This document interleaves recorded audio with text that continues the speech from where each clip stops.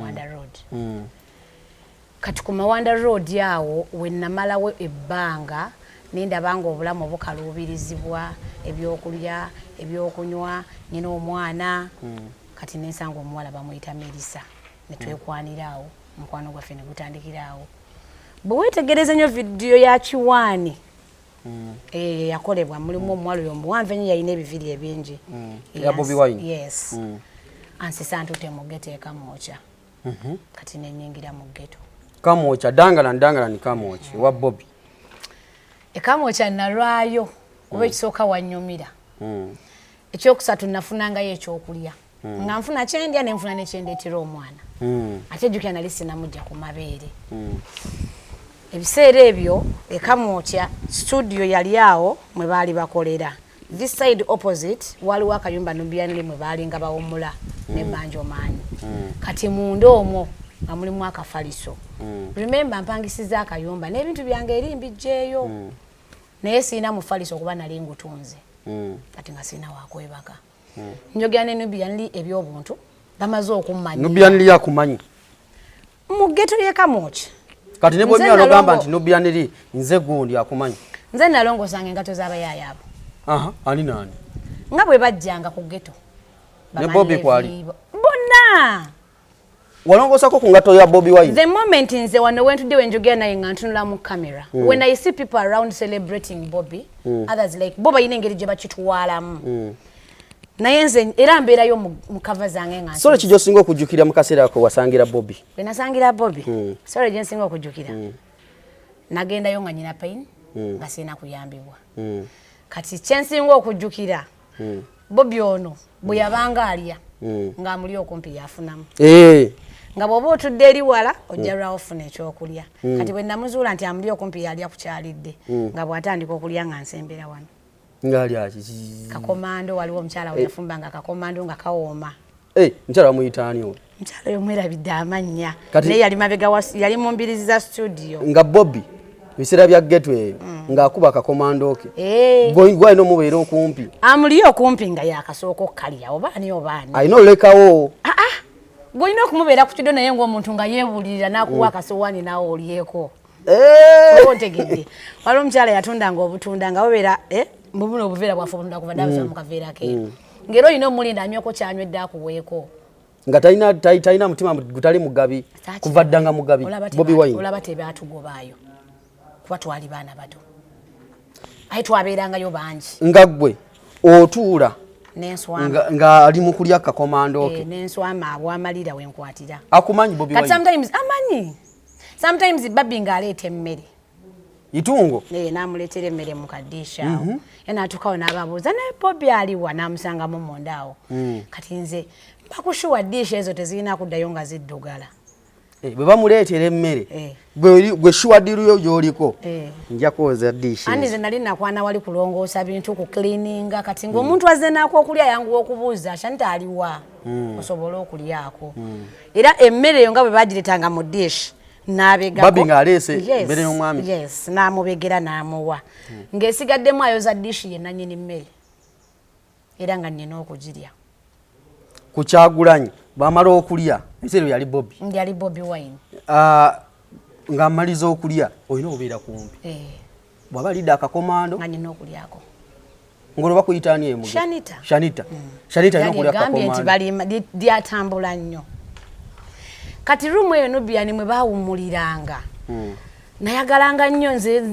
nnyo okweteeka ku mwanjo nsaaga bintu byakwekuumira eno kuba teryajja kujjayo so kati nga bamanyi okujja n'olaba nga ajjemu engatto ng'ezo ayingidde alina waapoyedde agenda ofuluma nga wazikozeeko dda ozirongoosezza twayina eddaala awo ku mulyango nga bw'atuuka ne yeeyambula ng'akwata busokisi bwobwo n'abuteekaawo Bobi n'abuwanika ku ddaala gwatunyumiza kati Bobi omutuufu mumanyi mukwa kati nga nze bwe ntuuka we nti nendabanga yabuwanisa ate ayingidde ali munda atandise okukola soka boonyako nemanya nti buddugala ne speedi mbirimbiri nembukunya agenda okufuluma nga ate mbaze okubwoza so mu ghetto eyo tebangoba like obulamu nnyigiriza gye bwanyigirizaamu ate mu ghetto tebwanyigiriza jukire kawungezi twetegeka nga tulina genda ku jam session last Monday yasembangayo mwezi awo jam yali wamaanyi nnyo nga tulina okugenda kale twali abawala abato mu ghetto nenga tebatusindiikiriza Kyagulanyi abasembeza mwenna ate nga twali bangi ne muwangaala naye mu kumala akaseera twali bangi nga tuli bato nete yatugobanga era mu kushutinga video ya Sowani eyo ku video kwennyini nnyo y'omuwala Melissa yogolaba namuyita yakyali mulamu Melissa mukama nsaasire simanyi na gyali Melissa n'erinnya lyojjukira nti yali Melissa erinnya lyojjukira nti yali Melissa oyagala mulabako Melissa ayinza okuba gyali n'alaba video eno simanyi ba mukama asawa okunyamba ne mulaba divorce mulimu lwembo n'abono nyene nzijukira ku baana be nayita nabo mbulamu nze olwaleero omuntu andaba wali ewanga neegomba mu kakomera akange bayitawo abantu ngamba wulira one day come visit me ntudde nayo wano jangu nkyalire era omuntu ayitawo agamba boy eno estate storage wano bakolerawo ewange buli muntu yeebuuza kye bakolerawo tosobola kitegeera kuba we waki walungi Uwangala n'abavubuka mpangala n'abaana abo immediate simanyi mawulire engeri gye gatambula jjukira yali eyira akanze nali sikyamuwuliza okimanyi kato celebrating emyaka gigimu ne Bobi Wine that is it tunze banga wa aweza aba anamugumu nze nange mpeza anamugumu nenze mpeza mu gwa 7 kati yakagiweza gye vudde kwawo so ekiseera kyatuuka nensanga omusajja bamuyitanga Matovu Matovu nangamba mukyala Ibra obeerawa Nemugamba mbeerawo ku Mawanda Road.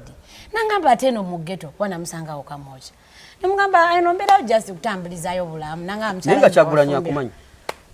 Tunula bamugambe nti nze Shanita. Bobi. Nze Shanita.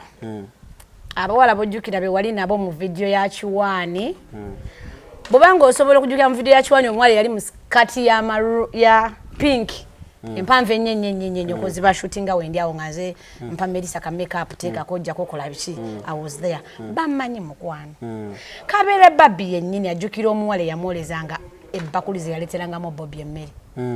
I know kubanga nzijukira naye bwe tubeerayo eyo kale when we see people out there buli muntu alina engeri jjajjamu nefe tubeeramu nga tukoze eki nga tusirise kigeza wawangala nnyo ne Bobi nawangala nnyo nabo kati omwami oyo kwe yava n'agamba omwami wange nti mukazi we abeera mu ghetto ekamocha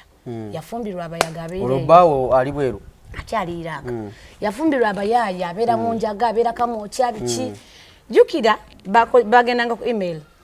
mu internet cafe balina okwogerera ku email internet cafe ng'osasula 5 ne bakuwa eddakiika kati omusajja oyamba email ya Ibra kwate owandikire ku Ibra akunoonya nensasula 5 byange nali sibimanyi nenyingira ne banteera ko ngenda ogenda nga kuliko omuntu muligwa like nga kwali ku line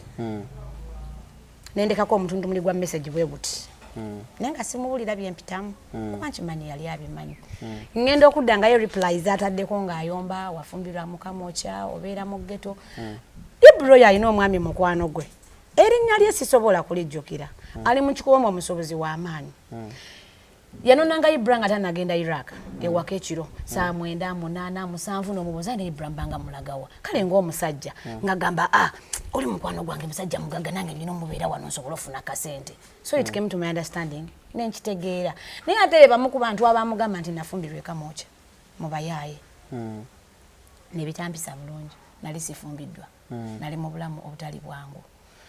ewa Bobi eyo gye nasangira omuntu sijja amanya ge tugaleka so sigaze ekitiibwa kye gye namusangira omwami oyo muyimbi nankwana tugwa mu nkwano dukira ndiko omwana netaaga support nambeererawo mu buli ngeri yonna era simwevu ate yakuzala mwana teyanzalamu munnaye kyewuunyisa ne divorce okuzaako emabega katono omanyi lwaki nnemeddwa abasajja okunzalamu wadde omwana bagakugamba mbu siina musajja wakati sikyatya kukyogera ye simuyine wakatata w'abaana noyagala kungamba nti siina musajja olina omusajja nyina naali baddeawo divorce nga ntudde n'obulamu nga mbutuuziza butuuza bwe nti so kati ekiseera kyatuuka omusajja amaze okumufuna ku internet muwandiikira mubuulira buli kimu naye nyina omuyimbi wange nga yatambuza obulamu bwange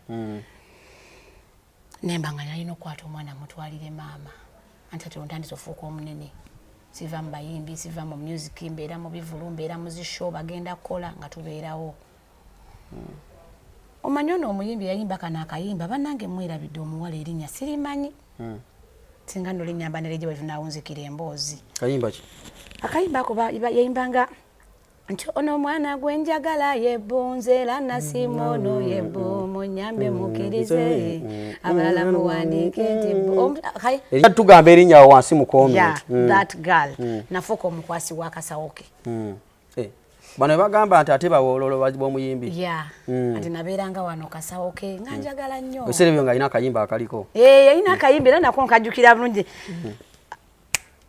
kayimba ko bakali kayimba kutwala abaana bagende basome simanyi walina taxi genda okole alina sente genda okole alina vendi genda okole banja baagala naye batudde oyo yayimba akayimba ako training yawe twagikoleranga nawo nankulabye ne bamoti amoti yatukozesanga rehearsal so my life divorce to cut the story short maliriza mukamocha omuyimbi mulina nkyaliyo mu ghetto siva mu music omwami ne tubeera mu communication nga tubeera tuwogera kuyava nansindikirayo emitwalo 8